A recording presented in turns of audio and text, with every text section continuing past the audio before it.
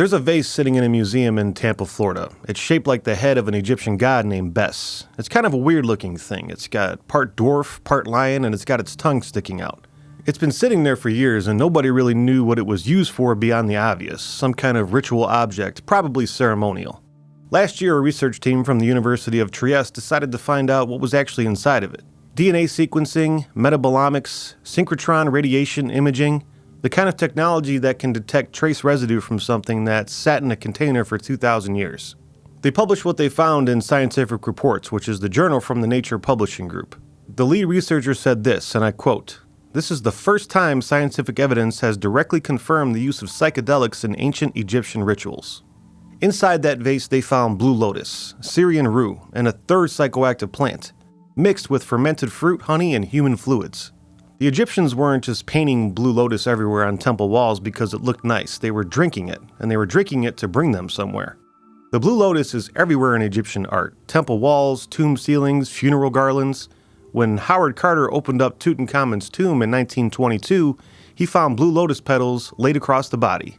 For a long time, scholars said the flower was just symbolic. It opens at sunrise and closes at sunset. It represented rebirth, decorative and meaningful, but we'll just leave it at that. Then researchers at UC Berkeley's Center for the Science of Psychedelics actually studied the plant, and they found that that explanation was missing something pretty important.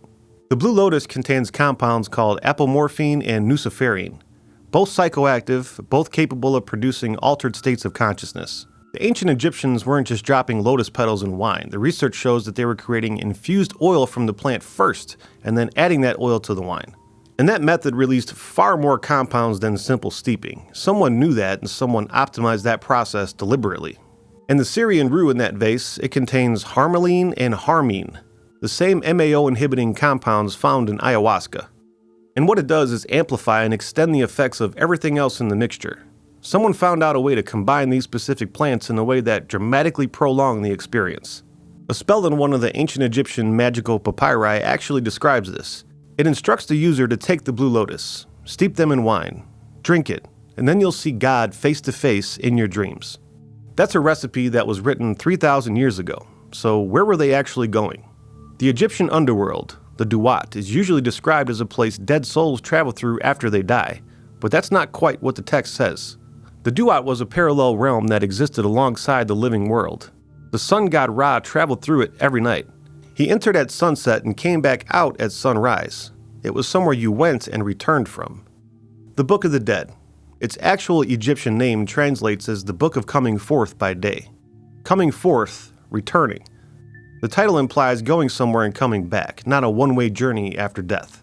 And if you read it closely, the text operates less like a prayer book and more like a navigation manual. There's specific gates you need to pass through, there's things you need to say to entities along the journey, specific challenges to expect and how to handle them.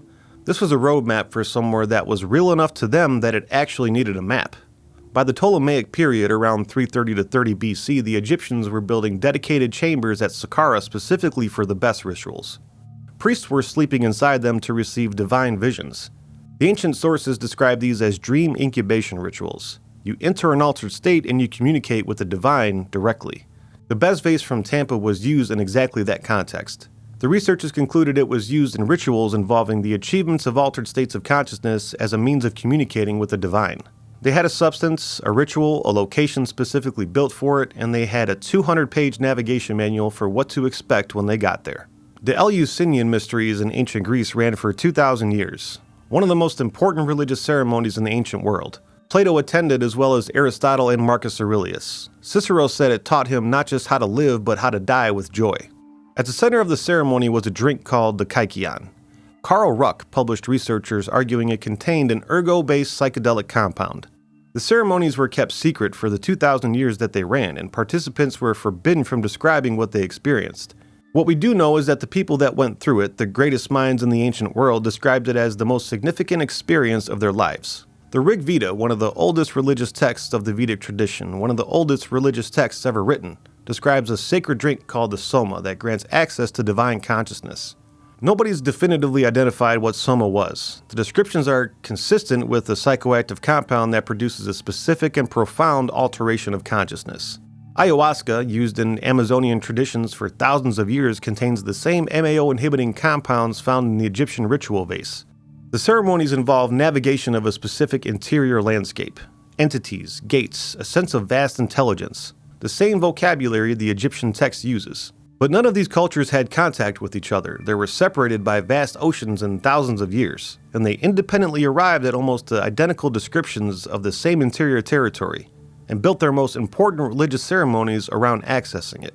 And right now, in clinical settings, hospitals and research facilities in the UK, the US, and Europe, people are being administered DMT under controlled conditions with EEG monitors attached to their heads while researchers document what they experience. DMT is produced naturally by the human body, and it's in the pineal gland. It shows up in cerebrospinal fluid. Our brains make it, and I don't think anybody fully understands why. A study published in a medical journal analyzed nearly 3,800 reported DMT experiences. 45% of them involved entity encounters. The entities were described consistently across completely unrelated individuals: deities, guides, beings of light, occasional insectoid or reptilian figures. The interactions from those experiences were predominantly positive. The architecture of the space people describe is consistent across thousands of independent reports.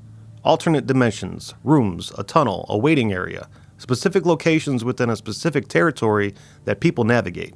Imperial College extended these sessions to 30 minutes using continuous IV infusion. What got my attention was that entity contact peaked at around the 10-minute mark. In standard DMT experiences, people described arriving somewhere and immediately being pulled back before they could do anything. The extended sessions gave them time to actually orient themselves. Researcher Andrew Gilmore described it this way. People describe being dragged out of this space just as they're starting to orient themselves, get over the initial shock and experience, and actually begin to establish some kind of communication. One participant described being able to coexist in both realms simultaneously, like a psychedelic augmented reality, stable enough that he was already thinking about how to extend the technology further. Participants rated these sessions as the most profound experiences of their lives. The detailed content of what they encountered is still being documented and published. The ancient Egyptians called it the Duat, and the researchers at the Imperial College are calling it the DMT world. The descriptions of these things overlap way too much to be dismissed as just general hallucinations by our individual brains. The vase confirms the Egyptians were using psychoactive compounds in deliberate ritual contexts. The texts confirmed they were trying to access and navigate a specific state of consciousness they called the Duat.